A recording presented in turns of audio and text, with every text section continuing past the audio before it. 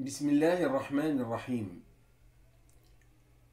Après avoir décrit les détails du sacrifice de la génisse, Allah subhanahu wa ta'ala dévoile la raison de la mise en scène.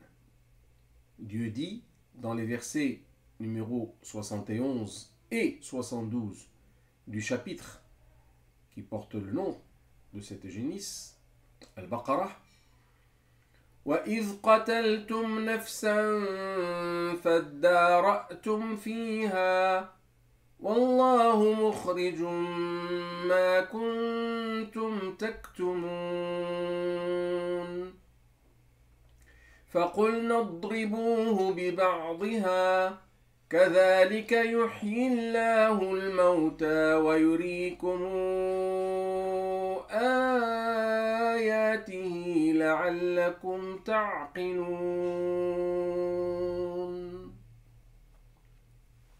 Ce qui signifie: et lorsque vous tuèrent une personne et que chacun de vous cherchait à se disculper, or Allah allait démasquer ce que vous dissimuliez. Nous dîmes: frappez-le donc avec une de ses parties. Ainsi, Allah ressuscite-t-il les morts et vous montre ses preuves, afin que vous soyez raisonnables. Ce passage relate le cas d'un monsieur dont le seul héritier était son neveu.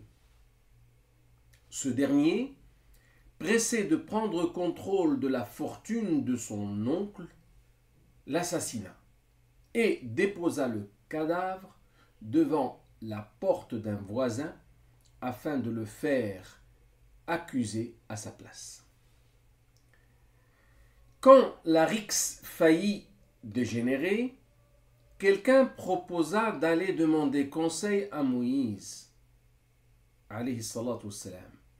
Puis, quand le problème lui fut exposé, Moïse informa les présents qu'ils allaient devoir sacrifier la génisse, qui provoqua les tergiversations auparavant citées. Ils l'égorgèrent donc comme convenu, et Moïse leur demanda d'en prendre un morceau et de frapper le mort avec. Comme par enchantement, celui-ci ressuscita et désigna du doigt le meurtrier, puis retomba aussitôt inanimé. Ce meurtre, qui relève d'un fait divers, finalement, est relaté dans le but de donner un sens à l'ordre d'immoler la génisse, mais aussi pour conforter Moïse dans sa position de faiseur de miracles, et donc de méritant le respect qui revient à tout prophète messager de Dieu. On peut dire aussi qu'il est rapporté, que cette histoire est rapportée afin de donner la leçon aux enfants d'Israël sur l'extraordinaire pouvoir qu'est celui du Tout-Puissant. Malheureusement, la leçon n'eut pas l'impact tant escompté, puisque très rapidement, ils retombèrent dans leur vilain travers. Et c'est de cela qu'il sera question dans le verset numéro 73, que nous retrouverons, Inch'Allah, très prochainement.